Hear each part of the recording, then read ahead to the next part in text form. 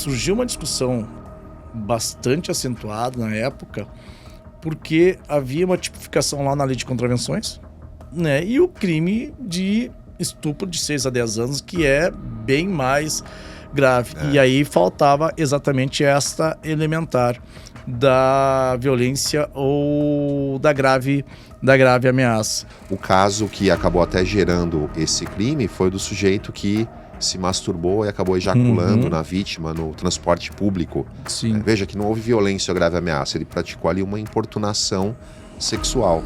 Ou essas pessoas aí que vão lá no como você mencionou, né, transporte público, fica se esfregando na vítima. Tudo isso configura a importunação sexual.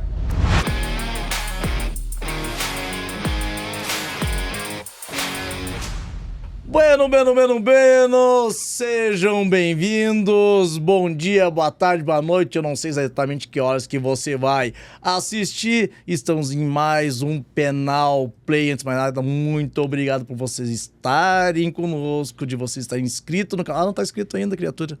Ah, não se inscreveu, então tá fazendo o quê? Esperando por quê? Quem que tá esperando para não se inscrever no canal do YouTube do Professor da Harpa? Para você ser notificado das nossos conteúdos, já conteúdos quase que semanais, para que você tenha aquela acionar o sininho e você ser notificado. E hoje, cara, olha quem que estará nesse episódio de podcast. Nada mais, nada menos que Jamil Chaim. Você não tem noção, cara, o que é esse cara? É o juiz aqui do estado de São Paulo, né? Nós estamos no estúdio de São Paulo. E, cara, eu vou te dizer, ele tem um livro, meu. Se você não adquirir, vai adquirir. É um livro completo para quem quer fazer prova de concursos públicos, cara. É um livro completo, parte geral e parte especial, né, Jamil? Fantástico. Eu, particularmente, eu estudo por ele também, até mesmo para dar as minhas aulas. Jamil, cara, muito obrigado, Jamil Chaim Alves. Muito obrigado por você ter aceitado o convite para nós. É uma honra aqui no Penal Play receber um cara que é uma referência para mim no direito penal, né? E eu queria que você se apresentasse para essa galera, Jamil. Perfeito. Muito obrigado pelas palavras. Eu sempre falo que o professor Nidal é o mago da OAB. Sempre que eu posto alguma coisa com ele, um monte de generoso, mensagem. né? É verdade. Um monte de mensagem do pessoal dizendo que deve a aprovação na OAB ao professor Nidal. Falo isso de coração, então é uma honra estar aqui. Acabei de conhecer aqui as dependências do curso, né? Fiquei muito impressionado, tudo de primeira linha. Professor Nidal, best-seller lá da Juspodium também. Meu Deus.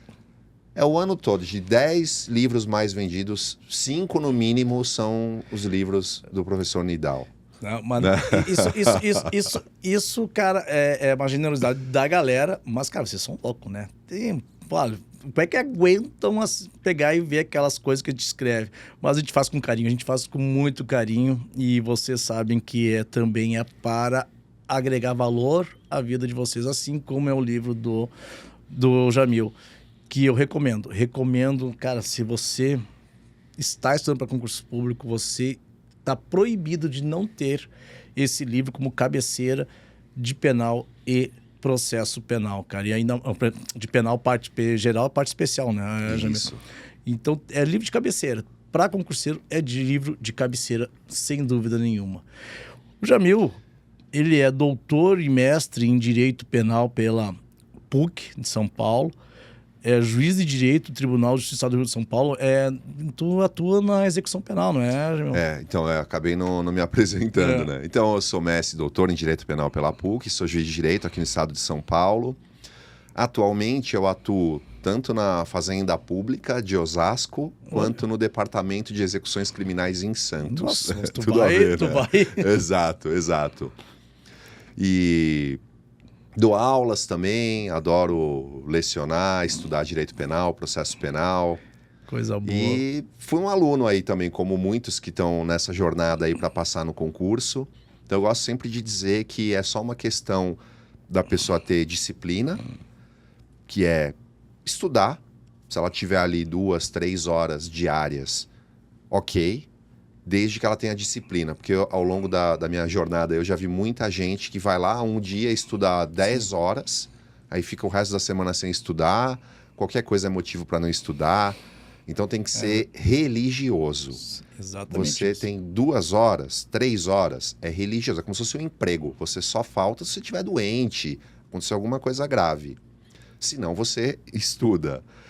Então é a disciplina e a perseverança, né? Você ter paciência, aprovação nesses concursos mais de elite, digamos assim, magistratura, MP, não é rápido, dificilmente você vai passar em 6 meses, mas vai passar.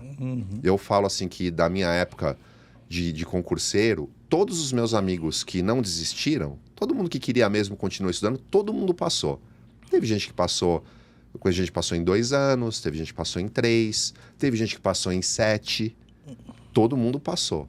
Não tem ninguém naquela época que ainda está estudando 10, 15 anos depois e não passou, não. Todo mundo já passou. E hoje tu vê, nós temos uma cultura muito imediatista, né?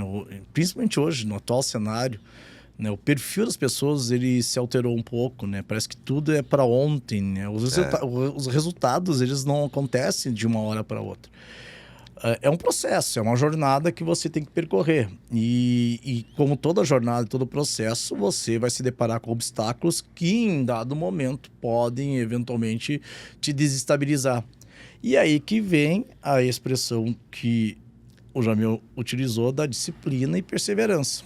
Que é aí que vem um momento que você vai decidir se você vai ser aprovado e vai ter a vida que você escolheu lá na frente, ou dali a pouco você desistir e vai ter essa falta de alguma coisa pro resto da vida, né? Porque é muito frustrante o cara saber que alguma coisa não foi completo. Exato, né? exato. Mas já me conta pra galera como é que foi essa tua trajetória, desde quando que você é juiz de direito? Desde 2000 e... o tempo passa, né? 2000 e... Ele não quer contar a idade. Ele tá fazendo uns cálculos pra contar a idade. Não, eu tô tentando lembrar aqui. Eu passei em 2010. 2010, 15 anos. 15 anos já. Eu me formei no Mackenzie, mas eu falo que a faculdade é boa, mas eu era um péssimo aluno. Eu era aquele cara que sentava lá no fundão, ia lá só para fazer bagunça, faltava muito. Então eu me formei assim, sem base alguma, por culpa minha mesmo. Conseguir me formar já foi incrível. Mas eu já tinha dentro de mim a noção de que a hora que eu começasse a estudar para concurso, eu ia virar a chave e ia começar a estudar de verdade. E aí comecei a fazer cursinho. No meu primeiro ano eu fiz o Marcato, que não existe mais. E aí comecei a estudar e fui fazendo outros cursos e estudei ao longo de 5 anos para passar. Então, assim, primeiro ano, eu lembro que eu fiz a prova da magistratura e eu acertei 20, 25% da prova. Eu lembro que mentalmente eu fiz um cálculo, eu pensei que se eu tivesse chutado tudo B, ou tudo C, ou tudo D, teria acertado mais. Eu consegui ir pior. Estatisticamente falando. Ali me deu um gelo. Foi um momento que eu falei... será que não vai dar? Talvez eu esteja mirando muito alto, acho que não dá. Continuei estudando, aí no segundo ano de cursinho prestei de novo, fui um pouquinho melhor, mas ainda muito longe da nota de corte. Aí no terceiro ano eu implementei um método de revisões, que eu já expliquei em outros vídeos, né? Que a ideia é de sempre revisar, antes de avançar, Sim. sempre revisar. E ali foi um divisor de águas. Ali no terceiro ano, eu lembro que eu fiz a primeira fase e passei. Na primeira fase da magistratura. Algo que era inacreditável, assim. Não acredito, eu passei. E depois que eu comecei a fazer as revisões, nunca mais eu fui reprovado em primeira fase. Mas aí não passei na segunda fase. Aí no quarto ano, eu prestei de novo, passei na primeira fase com folga, reprovado de novo na segunda fase. Aí chegou o quinto ano, passei na primeira fase, mas aí arrebentei, assim, fiz algo do tipo 85 questões de 100. E eu tinha um amigo que ele não conseguia passar na OAB. E ele ia muito bem na primeira fase, era muito semelhante à nossa situação. O cara arrebentava na primeira fase e na segunda não passava. Eis que um amigo em comum um dia ligou para mim e falou, olha, aquele nosso amigo que não passava na OAB passou. E ele descobriu que o problema era a caligrafia. Eu liguei para ele e falei, que história é essa, né? Ele, Não, cara, eu tava assistindo a Ana Maria Braga, daí foi lá o professor de caligrafia. Aí eu falei, não, pô, vou fazer. Comecei a fazer o curso, agora a minha letra parece a letra do Dom Pedro, ele falou, toda bonita, toda desenhada. Aí eu pedi o contato, fiz o curso de caligrafia e prestei a magistratura de novo. E aí passei para fase oral, com a letra bonitona. Sério isso? É, sério. Porque eu acho que é muito importante, Sim, porque é a fundamental. forma, é a aparência. Uhum. Pensa, o cara que tá corrigindo um monte de prova. Sem Chega os dúvida. garranchos lá, ele já dá aquela má vontade. Sem dúvida. Sem Ixi, dúvida. o cara escreve desse Nossa, jeito. que baita dica pra galera de segunda fase da OAB, porque esses garranchos que vocês fazem, cara, e nossa equipe lá, cara, eles... Olha, porque eles gostam muito de vocês pra corrigir, porque, olha, tem letrinha ali que eu não... Tudo bem que a minha letra é feia, mas tem gente que meio supera, né? E eu não sei, olha, eu vou falar, quando você se pega uma prova e a letra é muito ruim, assim, uns garranchos, não passa uma ideia, é preconceituosa, mas já não passa uma ideia de que aquele aluno talvez não seja bom. Ixi, que esse cara não é bom, o jeito que o cara escreve. Não é caprichoso, não tem capricho. Exato. Uhum. Infelizmente é assim. Uhum. Aí quando você bate o olho, aquela letra redondinha, bonitinha, já fala, opa, dá aquele gosto, né, de ler. Então, acho isso muito importante. E aí, passei para a fase oral. E na fase oral, eu tinha uma certa confiança. Eu falava, acho que se eu passar para a fase oral, eu consigo. E aí, passei. Na primeira fase oral, já passei. E consegui a aprovação. Então, depois de 5 anos... Né? E eu acho legal também dizer que, assim, quando a gente fala que vai passar, que vai prestar concurso, ó, os familiares, os amigos, todo mundo fica, né? A família fica ali emocionada, orgulhosa. Meu filho vai ser juiz. Mas aí passa 6 meses, passa 1 ano, 2 anos. Eu lembro de parentes vinham lá e iam falar com meu pai. Falava assim, ô, seu filho lá, você está de olho, tá alguma coisa errada ali. Eu passo ali, o cara de pijama, segunda-feira à tarde. O cara é maluco, é o que eles pensavam. E na verdade você tava lá me matando de estudar. Então você tem que se preparar, tem que ficar já com a mente blindada para isso, né? Porque as pessoas... Exato. Se muitas vezes o concurseiro tem o senso de imediatismo, quem tá fora desse mundo mais ainda acha assim, ele vai estudar daqui 3 meses, ele passou. Então você já tem que ter a mente blindada para saber que não é assim. E que esse apoio, ele vai diminuindo. Eu tive a sorte, por exemplo, meu pai, ele nunca reduziu esse apoio, mas é bem comum esse apoio, cada vez menos pessoas vão acreditar em você, né? Porque começa a demorar muito. Mas isso é uma realidade, porque dali a pouco isso pode gerar também uma autopressão que o cara se impõe, uma pressão, e o teu rendimento no estudo, ele já começa a ficar prejudicado, porque você já não consegue concentrar as tuas ações e concentrar teus esforços naquele conteúdo que você tem que absorver. E, paralelamente a isso, você tem que prestar contas. Ou, pelo menos, achar que tem que estar prestando contas, né?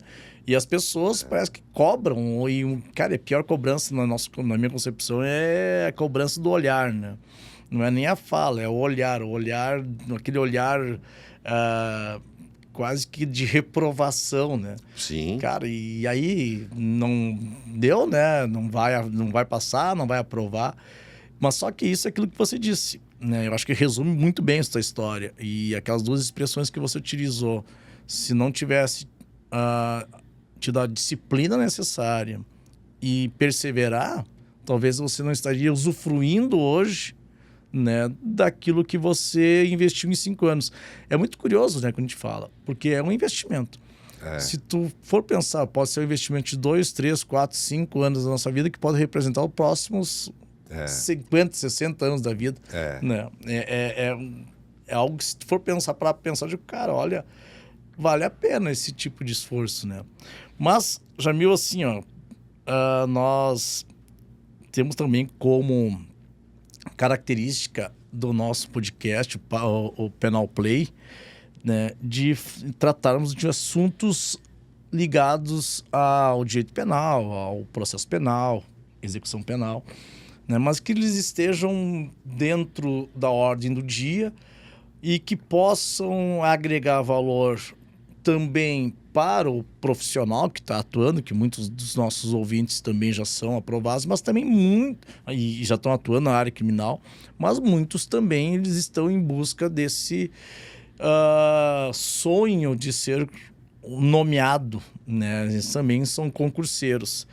E o tema que a gente acabou escolhendo me pareceu interessante a partir de uma decisão do STJ relacionada ao crime de estupro de vulnerável, né? Até passou a ser o tema repetitivo 1121, eu vou ler aqui para nós contextualizarmos e a partir desse case, vamos dizer assim, desse estudo de caso, nós buscarmos transitar pelo iter criminis, transitar pelo momento em que nós saímos dos atos preparatórios para iniciarmos os atos de execução, porque há uma discussão, e tu vai ver em inúmeros aspectos práticos que nós vamos abordar aqui, é bastante instigante, né? Será que o cara que aponta a arma para uma pessoa, ele pode dizer que já iniciou o ato de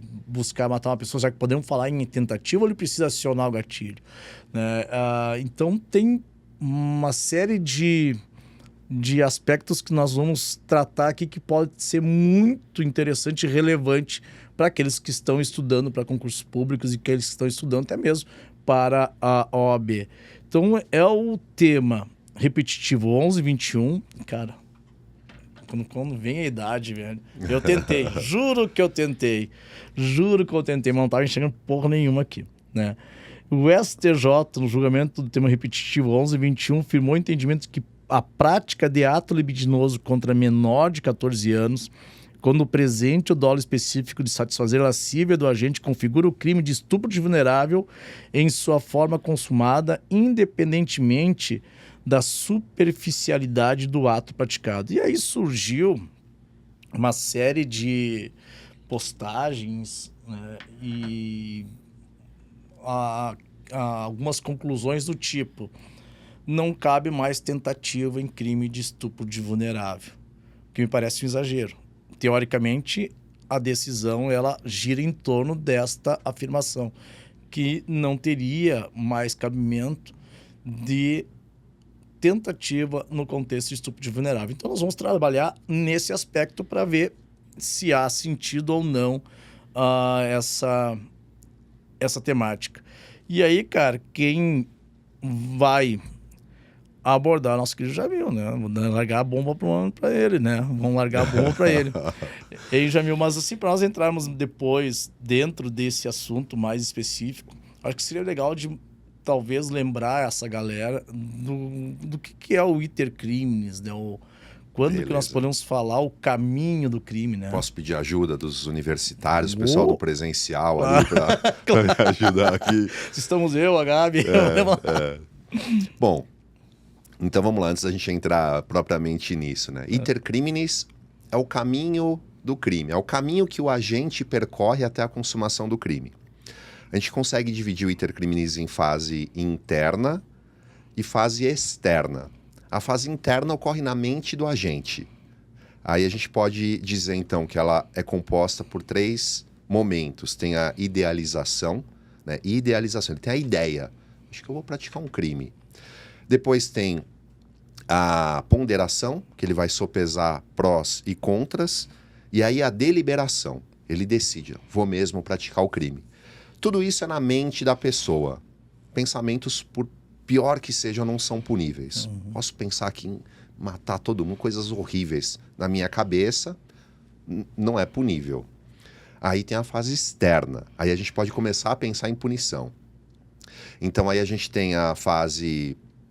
Tem os atos preparatórios, que é quando ele começa a reunir elementos para praticar o crime. Então, por exemplo, ele quer furtar quer furtar uma residência, furtar bens que guarnecem uma residência. Ele começa a ver ali o horário que os moradores não estão lá, ele compra uma bolsa para colocar as coisas, compra um pé de cabra para arrombar a porta. Atos preparatórios. Atos executórios são aqueles suficientes e idôneos, né? Na verdade, são aqueles idôneos e inequívocos à produção do resultado. Então, o que é um ato inequívoco? É aquele que deixa clara a intenção do agente. Então, por exemplo, efetuar um disparo de arma de fogo contra a cabeça de alguém é um ato inequívoco da vontade de matar. Agora, efetuar um disparo para o alto não é um ato inequívoco da vontade de matar alguém. Então, eles têm que ser inequívocos e idôneos. Idôneos são atos que são aptos à produção do resultado. Então, justamente, disparar uma arma de fogo contra alguém é idôneo a produzir o resultado morte, né? Atirar contra a cabeça ou peito de alguém. Agora, acionar o gatilho de uma arma desmuniciada já não é. Então, o ato tem que ser idôneo e inequívoco à produção do resultado. E aí, então, a gente tem os atos executórios e a consumação, quando todos os elementos do tipo penal estão preenchidos, né? Matar alguém. O sujeito matou alguém, o crime está consumado. O exaurimento são atos que ocorrem após a consumação, não integram o iter criminis. Então, por exemplo, falso testemunho está consumado quando o depoimento é finalizado. Eventualmente, o fato do juiz absolver alguém, indevidamente com base no falso testemunho, já é o exaurimento, está fora do iter criminis.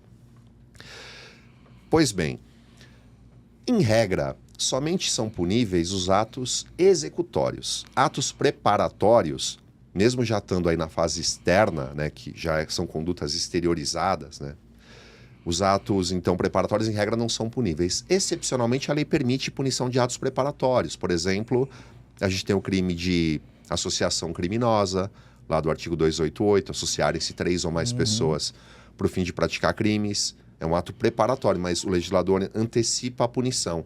É o chamado crime obstáculo. É um obstáculo já para evitar outros crimes depois. Então, em regra, atos preparatórios não são puníveis, excepcionalmente sim, como associação criminosa, organização criminosa, né? Tem crime lá de petrechos para fabricação de moeda falsa, são todos exemplos. E agora vem então a questão de $1 milhão, que é quando se iniciam os atos executórios? Essa divisão, ela não é nem um pouco simples de dizer que ele deixou os atos preparatórios e ingressou em atos executórios. Existem várias teorias. Vou mencionar aqui rapidamente as principais, que são as que, quando caem em alguma prova, algum concurso, são as que aparecem. A gente tem a teoria subjetiva, que não é adotada no Brasil, que ela leva em consideração a vontade do agente. Então, uma vez que ele demonstrou a vontade de praticar o crime, beleza, ele já podemos considerar ali um ato executório, já é possível a punição. Agora, a gente tem a teoria objetiva, e essa sim é adotada pelo Brasil, que leva em consideração o perigo ao bem jurídico tutelado. Só que, se parasse por aí, tudo bem, mas aí tem divisões, tem várias teorias objetivas. As principais são duas. A gente tem a teoria objetivo formal. Vários precedentes do STJ adotam essa teoria. A teoria objetivo formal. Ela fala o seguinte: ato executório é aquele em que ocorre o início da prática do verbo descrito no tipo penal. Então, por exemplo, o sujeito mirar a arma contra a cabeça de alguém. Ele está praticando o verbo matar alguém? Não, ainda não. Por isso que tem o nome objetivo formal, forma, né? Tem que se amoldar ao tipo penal. Sim. Então não é ainda um ato executório. E vários precedentes do STJ adotam essa linha. Teve um caso, por exemplo, de uns sujeitos que foram pegos armados em frente a uma agência dos Correios. E eles confessaram: iríamos roubar a agência do Correio. O STJ falou: tudo bem, eles confessaram, mas não iniciaram atos executórios. Estavam armados lá na frente, os planos, confessaram os planos, mas o STJ falou não. Eu já trabalhei num processo, só fazendo parênteses, um processo lá em Santa Cruz do Sul, em que foram abordados umas pessoas, uns indivíduos dentro de um veículo, né, que estava sendo monitorado em frente a um banco, né? Só que os caras estavam dentro do veículo. E foram presos e foram denunciados, foram investigados pelo crime de tentativa de roubo circunstanciado ou majorado, né, por emprego de arma e concurso de pessoas, né, mas eles só estavam com as armas dentro do veículo, né? Eles ainda não haviam saído do veículo para eventualmente ingressar na agência bancária. E, velho, não rolou tentativa de roubo. Justamente por isso, porque não foi dado início ao ato executório de subtrair. Né? Então ficou pelo porte ilegal de arma. Perfeito, é isso. Né? Essa é uma teoria que agrada muito a defesa e ela tem um mérito que ela traz muita segurança jurídica. Pensando aqui não do ponto de vista da sociedade, né? Mas do réu. Sim. Porque assim, somente quando a gente tem que ter certeza, porque ele iniciou o verbo do tipo. Então aqui não tem dúvida. Só que ela sofre crítica porque ela demora demais para iniciar a punição. Né? Veja no exemplo, mirar uma arma contra a cabeça de alguém. Ainda não iniciou o verbo matar, então ele sequer praticou uma tentativa de homicídio. Ela demora demais a punição. Praticamente só quando o bem jurídico já está perdido é que a gente vai poder dizer que houve ao menos uma tentativa. Exato. Mas vários precedentes do STJ adotam essa corrente. E aí tem uma outra que vale mencionar, que é a teoria objetivo individual. Ela diz que atos executórios são aqueles inequívocos e idôneos à produção do resultado e também os imediatamente anteriores, de acordo com o plano concreto do autor. Então, eu posso antecipar um pouco a punição para atos anteriores se eu verificar que aquele era o plano concreto do autor. Se a gente pegar esse exemplo da agência bancária, lá, ou dos Correios, Exato. Né, os caras estavam ali na frente, armados, eles falaram, a gente ia roubar. São os atos imediatamente anteriores. Eles estavam preparados ali na boca da botija, né? Como a gente fala, para entrar ali. Ou então o sujeito que fala, não, eu vou te matar. Eu saco a arma, aponto para a cabeça dele, alguém vem e me empurra antes de eu acionar o gatilho. Já é um ato, de acordo com essa teoria, já é um ato executório. Sim. Né? Então, eu posso antecipar um pouco a punição. Tem precedentes do STJ também adotando essa corrente. A ponto de, para concurso, eu tenho muita dificuldade com o aluno. Sempre fala assim, qual que eu marco? Eu acho que isso não deveria cair nunca numa prova de primeira fase. Exatamente. Porque a gente tem precedentes aí para os dois lados. Né? Já numa prova escrita, você pode marcar tudo. Né? Pode explicar tudo, né? As várias correntes e tal. Então aí a gente já vê a dificuldade para separar atos preparatórios de atos executórios, né?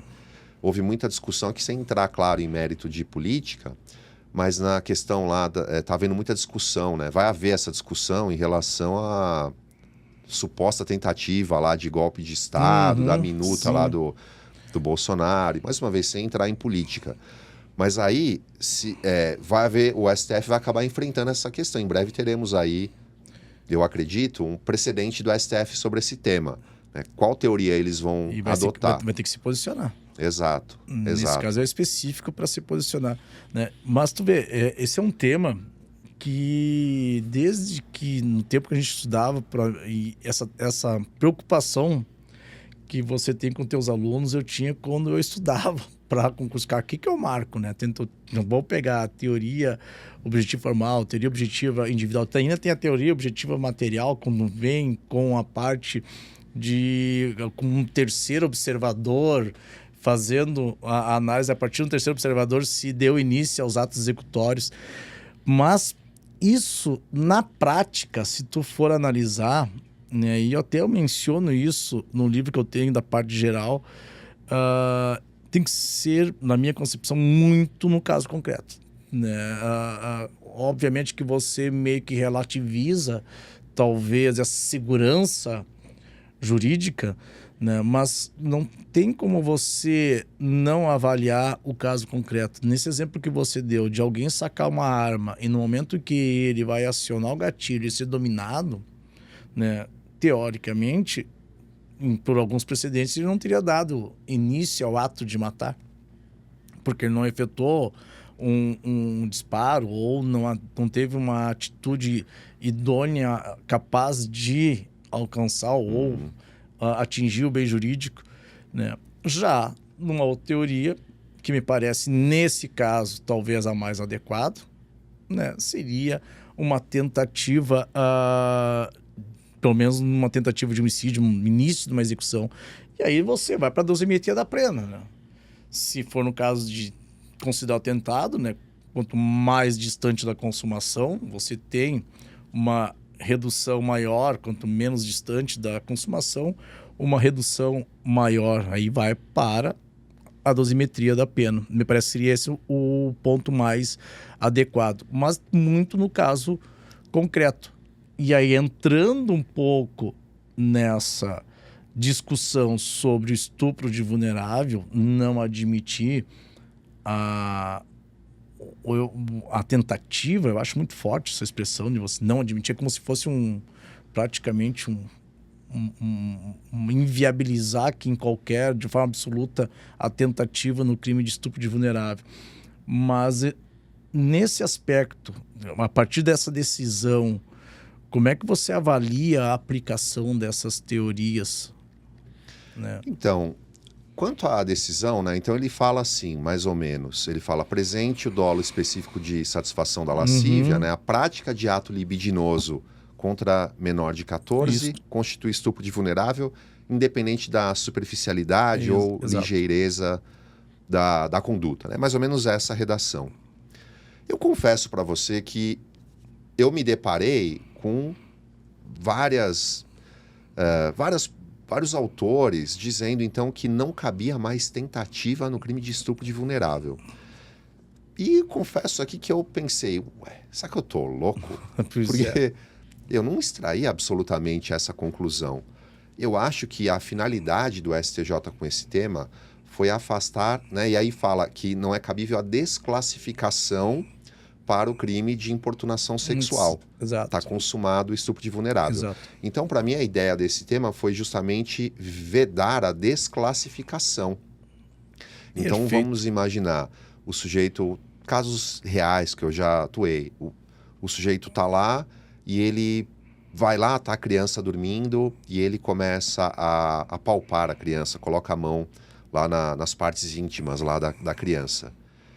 O que o STJ está dizendo é, essa conduta, ainda que alguém possa dizer, mas não, né, foi superficial, por cima das vestes, ali ficou apalpando ali a criança. Não é importunação sexual, é estupro de vulnerável. Sim. Essa é a conclusão. Agora, outra conclusão, e que me parece, né, com todas as vênias, ouso discordar, porque eu acho equivocado, é dizer que não é mais cabível tentativa de estupro de vulnerável. Porque, veja, eles falam ali, a prática de ato libidinoso. Então, o sujeito, uma vez que, de fato, aí eu concordo, ele praticou o ato libidinoso, aí está consumado. Mas tem várias situações em que ele ainda não praticou o ato libidinoso e ele é interrompido. Tentativa de estupro de vulnerável. Eu vou dar um exemplo real. Eu, quando atuava no litoral, tinha um sujeito, a conduta que ele praticava envolvia vítimas maiores. Mas dá pra gente pensar esse exemplo perfeitamente se fossem menores. E aí, o que aconteceu? O caso chegou lá pra mim, o que ele tinha feito? Ele tinha ido com o carro dele e batido com o retrovisor numa moça que estava andando ali pela calçada. Ele bateu, ela tomou aquele tranco, né? Ele foi bem devagarzinho e tal. Aí ela olhou brava e tal, e aí ele veio todo gentil. E, não, pelo amor de Deus, me desculpa, eu estava distraído, não sei como é que eu fiz isso e tal, olha, perdão, pra onde que você está indo? Não, eu faço questão, eu vou te levar, o mínimo que eu posso fazer para reparar isso e tal, o cara todo legal, a moça acabou aceitando. Quando ela entrou no carro, ele a levou até um local ermo, começou a ameaçá-la, você sair daqui eu vou te matar, ela desesperada chorando, levou ela até um local ermo e, por muita sorte, alguém acabou ouvindo, chamou a polícia chegou lá e prendeu o cara antes dele molestá-la. Ele não chegou a tirar a roupa dele, eles estavam chegando lá. Se fosse só isso, aí alguém poderia dizer, qual é o crime? Ele só estava levando ela para um local ermo. Temos aí uma tentativa de estupro. Mas veja só que curioso, nesse caso, havia várias condenações contra esse sujeito por ter praticado exatamente a mesma conduta, o mesmo modus operandi. Ele era contumaz, ele fazia esse mesmo modus operandi. Ele batia com o carro, com o retrovisor em mulheres, elas entravam no carro e, a pretexto de levá-las para casa, ele levava as moças para esse mesmo local e as estuprava. Nesse cenário, pareceu-me bastante claro, de acordo com a teoria objetivo individual, Exato. que ele não, de fato, ele não iniciou a prática de atos libidinosos, mas ele estava em momento imediatamente anterior. E de acordo com o plano concreto dele, ele já havia feito isso várias vezes. Era óbvio que ele ia fazer isso com ela. Então eu reconheci uma tentativa de estupro. Perfeito. Claro que se ele tivesse molestado, aí seria consumado, mas ele não Sim. conseguiu. Vamos imaginar então um cenário em que fosse uma vítima menor, por exemplo. Né, menor de 14. A gente poderia pensar aí numa tentativa de estupro de vulnerável. Ele não praticou o ato Exato. libidinoso. Uhum. Então, para esses autores que falam que não tem mais tentativa, diriam que isso então é um estupro de vulnerável consumado? Ele não praticou o ato libidinoso algum. Estou deixando bem claro aqui no meu exemplo. Sim. É muito importante nós pontuarmos isso, né? A decisão do STJ, ela é muito clara no sentido de ter sido praticado um ato libidinoso, né? Isso. Aí, ok, ainda que seja superficial, me parece adequada a decisão, né? A superficialidade do ato libidinoso não tem a capacidade de desclassificar para o crime de importunação sexual, até porque nós estamos falando de pessoas menores de 14 anos, né? Então, imagina a superficialidade que você tem de você tocar numa criança de 2, 3, 4 anos nas partes íntimas. Ainda que seja por cima das vestes, como você falou, parece claro que há o ato libidinoso, satisfação lascívia e pronto. Todos os elementos do tipo estão presentes. Crime de estupro de vulnerável consumado. A discussão que se coloca aqui é com base nessas afirmações que se apressaram, né, rapidamente, dizendo que não havia estupro de vulnerável tentado. E aí que me chamou a atenção, quando conversamos, eu e o Jamil, digo, cara, mas será que essa afirmativa ela é absoluta? Será que é assim mesmo? Né? E nós, nesse aspecto, concordamos e digo, vamos levar para o pessoal para eles compreenderem a dinâmica dessa decisão e até mesmo compreenderem o alcance desse momento em que se passa de atos preparatórios para o início dos atos executórios. Então, claro, me parece, dentro do plano concreto do autor, evidente, mesmo exemplo do caso do pessoal ali que estavam em frente à agência bancária, né, já prontas para ingressarem na agência bancária, me parece evidente que eles iriam iniciar ou iniciaram os atos já de execução do crime de roubo, né? Então isso tem que ficar claro, antes de ter sido praticado atos libidinosos, né? Aí tu vai me dizer, professor, mas tocou na vítima. Ele pode ter tocado na vítima para levar a força ao carro, ainda não tocou para satisfazer a sua lascívia. Se tocou no seio, se já começou a tocar em partes íntimas, ok, né? Mas aí tem um outro problema também, né? Que aí a gente aborda. Se nós considerarmos a hipótese de não existir o crime de estupro de vulnerável na modalidade tentada, agora imagina essa cena. Imagina que o sujeito, ele venha a arrebatar a vítima, força ela a ingressar no veículo, leva ela a um lugar ermo, mas por alguma razão ele resolve interromper os atos executórios, ele resolve parar, ele resolve não ir adiante. Nós estamos diante, teoricamente, de uma desistência voluntária.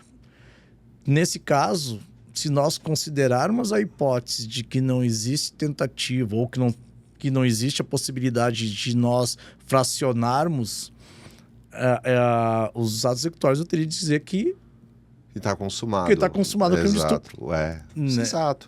Né? O que tu acha? Exatamente. Então, para mim, é bem claro, desde o momento que eu li, que a ideia dessa decisão é simplesmente impedir a desclassificação para importunação sexual. Porque a gente, no dia a dia, se depara muito com isso, né? Um outro caso aí real. O sujeito, ele A vítima estava dormindo, ele apalpou a vítima sobre a coberta. Então ela estava com a roupa, estava com a coberta, ele foi lá e estava apalpando os seios lá da vítima. A mãe já chegou e já impediu que ele prosseguisse. A defesa pede a desclassificação para importunação sexual. Vamos imaginar que a vítima nem acordou.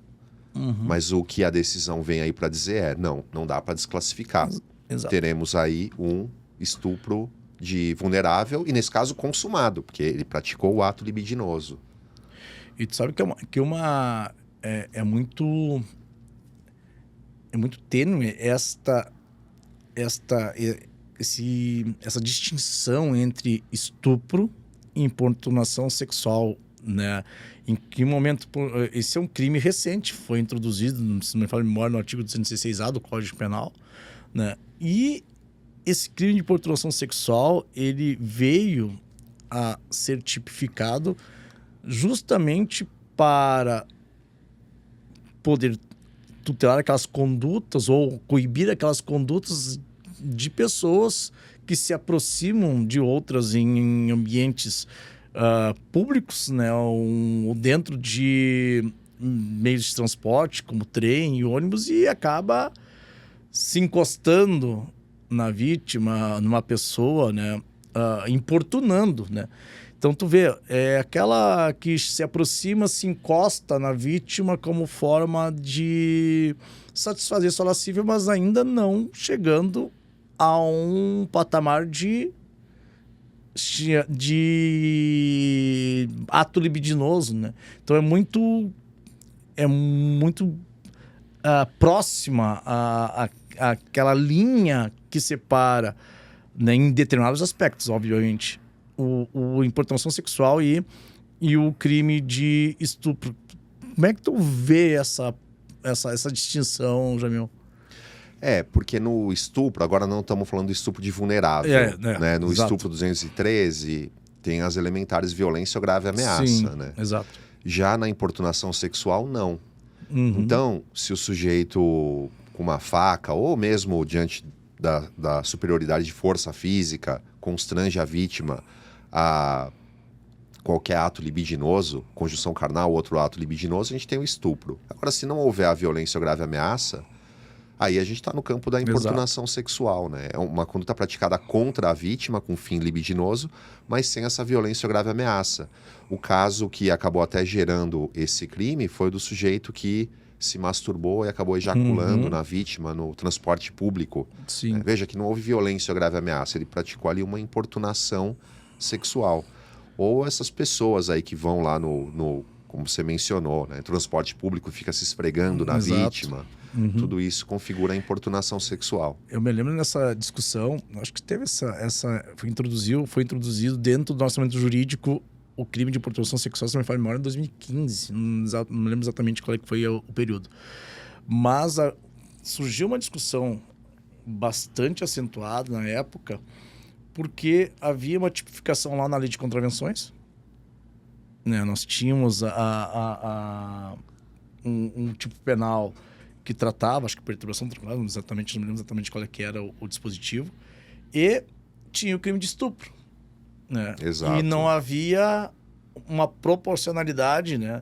Era, primeiro, uma contravenção que não gerava um grau de reprovação praticamente nulo, né? E o crime de estupro de 6 a 10 anos, que é bem mais grave. E aí faltava exatamente esta elementar da violência ou da grave ameaça. E aí, cara, surgiram várias teorias, porque a violência não precisa ser necessariamente violência física, mas também violência emocional, psicológica, para caracterizar o crime de estupro, né? E aí o legislador, em boa hora, vamos tratar isso de forma proporcional, e veio esse tipo penal que descreveu o crime de importunação sexual. E aí, obviamente, a defesa, em determinados aspectos, utiliza essa tese de desclassificar do crime de estupro para o crime de importunação sexual, que é basicamente o que foi tratado nessa decisão do STJ.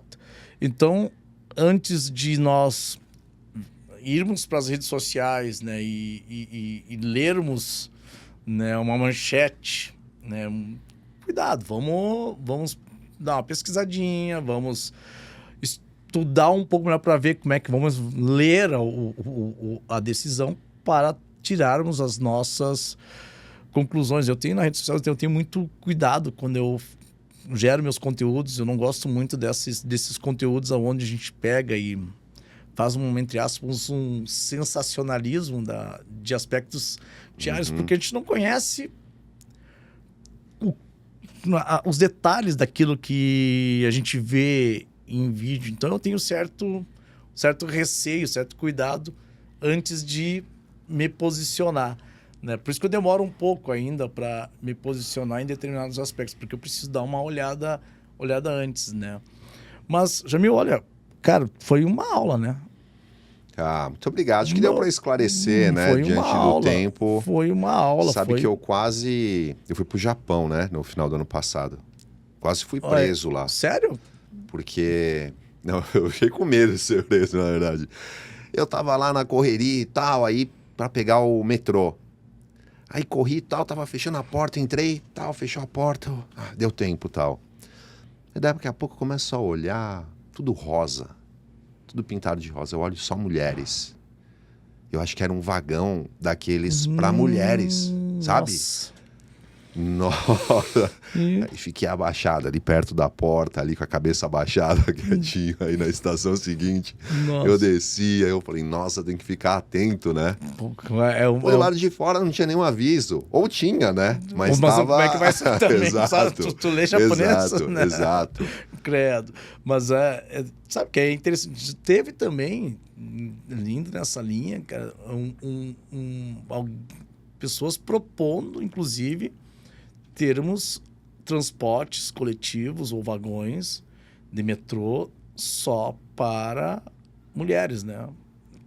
Para evitar esse tipo de... Em São Paulo tem, não tem? Eu não sei se foi efetivado isso, né? Para te ver o nível que nós alcançamos, né? Que ponto nós chegamos. Aliás... Mas você vê, até no Japão tem isso, né? Interessante isso saber de talvez uma cultura um pouco mais... Uma cultura um pouco mais conservadora, vamos dizer assim, ter esse tipo de situação. Mas talvez a gente não saiba exatamente qual é o motivo que eles talvez considerassem para ter um vagão. A gente não sabe exatamente se seriam os mesmos motivos que nós teríamos que adotar aqui. Vai que a cultural deles não se sabe. Né? Mas... Por si só, se lá o carro, o fato de você ter que preservar, né, uma intimidade da mulher a ponto de você destinar um local exclusivo, tu revela muito do que é uma cultura de uma minoria, né, que completamente deturpada, né, completamente sem nenhum tipo de senso de responsabilidade ou senso até mesmo de moralidade, né? Imagina, tu estar num local público e praticar ações, mesmo no privado, que vá agredir de alguma forma uma intimidade ou a moral de uma mulher ou até mesmo seu aspecto psicológico, né? Mas, bom, nós temos uma lei, né, específica para isso, uma lei protetiva, né? Eu costumo falar em aula. Essa lei, ela é a Lei 11.340, a Lei Maria da Penha. Ela veio para proteção da mulher. Eu digo, mas triste o país que precisa de uma lei nesta envergadura para proteger mulher por conta de ela ser mulher. Pois né? Mas é necessário. Né? É necessário. Né? Mas, cara, a conversa acho que rendeu muito. Segundo tempo deu aí. 50 minutos. Olha aí, ó. Nós somos disciplinados. Nós somos disciplinados. Né? Mas, Jamil, eu quero agradecer demais mesmo a tua presença aqui por esse podcast. Foi uma verdadeira aula. essa galera que está se preparando para concursos públicos com toda essa parte do intercrimes, as teorias adotadas para a definição da passagem dos atos preparatórios para início dos atos executórios, pô, o cara deu aqui um show de aula. Eu quero já deixar registrado aqui mais um convite a hora que você quiser. A gente faz um outro podcast. Pô, vai ser um Vamos fazer prazer, um é só chamar. Quadro Jamil. Que legal. É só que seria, chamar, a gente né? vem aí falar de vários temas. Vai ser Se o pessoal curtir aí, a gente volta. Eles vão adorar, obviamente que vão adorar. Será muito bom, a gente vai fazer, nós faremos outros sim, podcast. E aí, cara, você pode até mesmo sugerir os temas, né? Pode até mesmo sugerir os temas aí para nós trocarmos algumas ideias aqui. Sigam o Jamil, qual é o teu... Jamil Chaim. Jamil Chaim lá no Instagram? Isso. Jamil... Instagram, TikTok, YouTube. Ah, tu também tem TikTok, é isso? TikTok, opa! opa! Cara, eu tenho um TikTok lá, cara, que eu faço muitas vezes com a minha esposa, com a Natália. Daí sai cada coisinha que eu vou te contar, né? Eu sempre levo ferro, pra variar. Tô pra abrir o OnlyFans agora. Olha aí, ó. Tu não fala pras gurias. Tu não fala. Olha a elegância do rapaz aqui, olha imagina. só. Eu vou morrer de fome. Tu tá louco.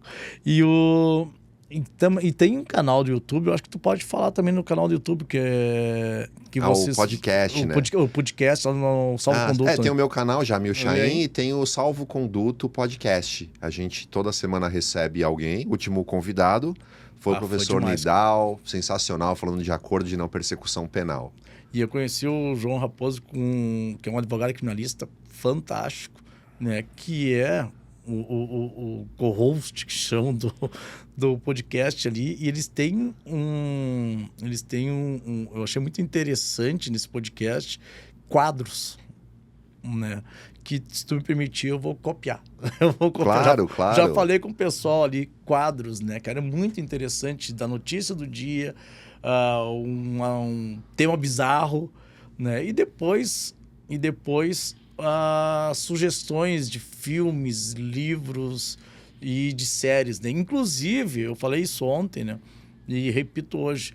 Uma série que eu estou assistindo agora é por influência de uma indicação do Jamil que eu vi no Instagram dele, né? Que é, eu nunca lembro do... Making a Murderer. Making a Murder. Cara, é absurda essa série. Making a Murder. É isso que vocês dizem? Cuidado, porque tem uma com nome parecido que o pessoal às vezes confunde. Tem uma que chama How to Get Away with Murder. Não é essa. É Making a Murderer. Né? É fantástica, né? Tu quer dar só um contextualizar então, para eles? É um documentário, só que parece que você tá vendo um negócio novelizado, né? Porque eles têm muitas cenas ali e realmente você esquece até que é... E aí muito em tempo real, né? Exato. Muito em tempo real. E aí a premissa é assim, começa com um sujeito que ele foi condenado por um crime sexual, né, um caso real. E aí ele acaba, no final, sendo absolvido por conta de um exame de DNA. E ele resolve, então, processar a polícia pela condenação indevida e tal, nos Estados Unidos, né? E eis que, no finalzinho do primeiro episódio, aí que a bomba explode. Porque aí vem uma nova acusação contra ele, mais grave ainda. E aí, o que está por trás disso? É porque é uma retaliação, porque ele está processando lá por conta do erro judiciário. Olha, é fantástico, é fantástico. Eu acho que é obrigatório. Para quem estuda penal, processo penal, tem que ver essa série. E assim, o mais impactante assim, é todo o contexto, a narrativa, a atuação dos advogados, a atuação de você buscar as provas, né, de como você recupera provas, inclusive, né? E, cara, não façam como eu fiz. Eu vou dizer para vocês, não façam o que eu fiz. Eu fiquei eu sou muito ansioso, né? Já terminei o primeiro episódio, já estava no terceiro, na primeira temporada, né? Terminei a primeira temporada, estava na segunda temporada, no terceiro episódio. E eu não me aguentei. O que eu fiz? Fiz a asneira de ir na internet, pesquisar para ver o que aconteceu. E eu não vou dizer o que aconteceu, tá? Agora eu vou assistir ao final. Mas deu uma, né? Mas tu vai ver. Então, eu acho que mais é para te instigar a assistir essa série e até o fim, cara. Porque é um aprendizado de como você atua em tribunal, de como o sistema ele pode te atingir de uma forma inexplicável, não só no Brasil, mas também em qualquer outro lugar do mundo, cara. O sistema, ele arrebenta, pode arrebentar com a vida de uma pessoa. Então tem que ter... E aí é para você entender toda a dinâmica de como é um processo penal. Bom... Eu tenho mais... Ó, vou fazer uma outra indicação. Deixa eu só... Aí eu ia te dizer isso. Eu vou conferir o nome aqui, só para falar o nome certinho. Quer ver? Rapidinho. Mas, de fato, quando forem assistir essa série, não pesquisem, porque é real, vocês já vão saber o final. Aí não tem graça, né? Aqui, ó, é isso mesmo. O nome dessa... O nome desse... Tá na Netflix, é Cenas de um Homicídio, uma família vizinha. Essa eu vou anotar. Cenas de um Homicídio, uma família vizinha. Olha, esse também é fantástico, é muito bom. Não é série, é um documentário, é um episódio só, né? Um formato assim de um longa. Uhum. A hora que você der play, você já fica preso, não consegue parar de ver. É o mesmo esquema do outro, é tudo imagens reais da polícia chegando lá, porque o cara, nem vou falar o que é, mas o cara chamou a polícia por conta de um crime. E a hora que a polícia chega lá, já é tudo filmado. E aí ao longo do documentário tem começo, meio e fim, tem a solução.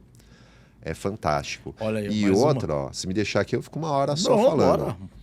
Outro que eu vou recomendar, fantástico, o caso Evandro. Já viu esse? Não. Da Globoplay?